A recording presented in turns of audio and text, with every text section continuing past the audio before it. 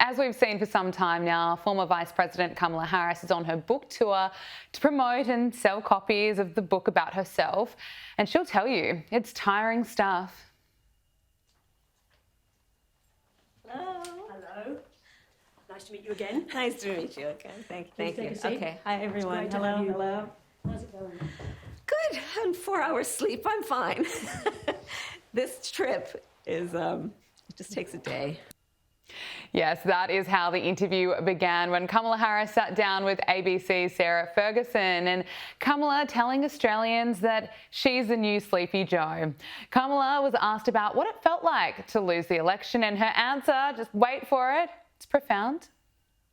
You say it's not about losing, but losing is awful. Losing what is what I would propose. Pointing her finger. Kamala goes on to give the same answers that she's given on all American media outlets, that she lost the election because she needed more time, ignoring the fact that Americans had seen plenty of her during her time as Vice President. And Kamala managed to dodge every question about Joe Biden and his obvious decline, and she didn't like being pressed on it.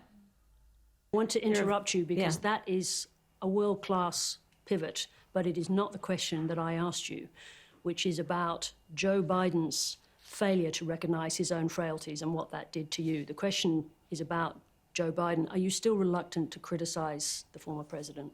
In what regard, please? Well, just in terms of that question. So you went on... What exactly would you like to ask? Be more specific, if you don't mind. Was it Joe Biden's decision, his failure to recognise his own frailties in that position, that put you in the position that made it almost impossible to win that race? He was not frail as President of the United States. No. But he had frailties. We all saw the debate. I do believe that Joe Biden had the capacity to be President of the United States. Biden? Frailties? What frailties? None at all. Although Kamala Harris had no issue criticising Joe Biden in her book, she just couldn't handle being asked about it during that interview. I was upset about it, as I write about in the book. Yes. I just sense a slight reluctance to go there, to put those words. It's one thing writing them in the book. Are you unwilling or reluctant to have your criticisms of Joe Biden, as frank as they are in the book, on tape, on camera? Of course not. I wouldn't have written a book if I didn't want to be on record about that. So... That's a curious question. It's a curious question. Kamala Harris was so uncomfortable in the interview. She essentially demands that Sarah Ferguson just stops asking about Joe Biden altogether, to stop asking questions. Well, no, I just thought I could detect a difference between what the strength of the language, the clarity you saying, hurt and disappointed. Well, here's the thing. I wrote a book that the book is not about Joe Biden. So a lot of your questions have been about Joe Biden, and I would really like to talk about the book in full. I'm happy to directly answer any question you ask, but the book is not about Joe Biden. No. Oh, poor Kamala. She was there to promote her book. She's got better things to be doing than talking about the Joe Biden cover-up. But in that interview that can only be described as a train wreck, really, Kamala Harris, she got what she wanted, and she was asked about the book and what on earth it actually offers. It's important, as I write in the book, to keep in mind it was the closest presidential election in the 21st century in America. No, it wasn't. Kamala lost the popular vote in all 7 swing states in what was a decisive victory for Donald Trump, and thank God for that. Joining us now is Michael Kroger, former president of the Victorian Liberal Party and Sky News contributor. Thank you so much for joining us. Kamala Harris, she keeps trying to rewrite history, lying about how close it was, when in fact it was a much closer election result in 2000 when Al Gore won the popular vote, yet George W. Bush won the Electoral College vote. In 1960, JFK won the popular vote by 0.17 percentage points against Richard Nixon. Kamala, she lost the popular vote, all 7 swing states, and she has nothing else to offer us but spin.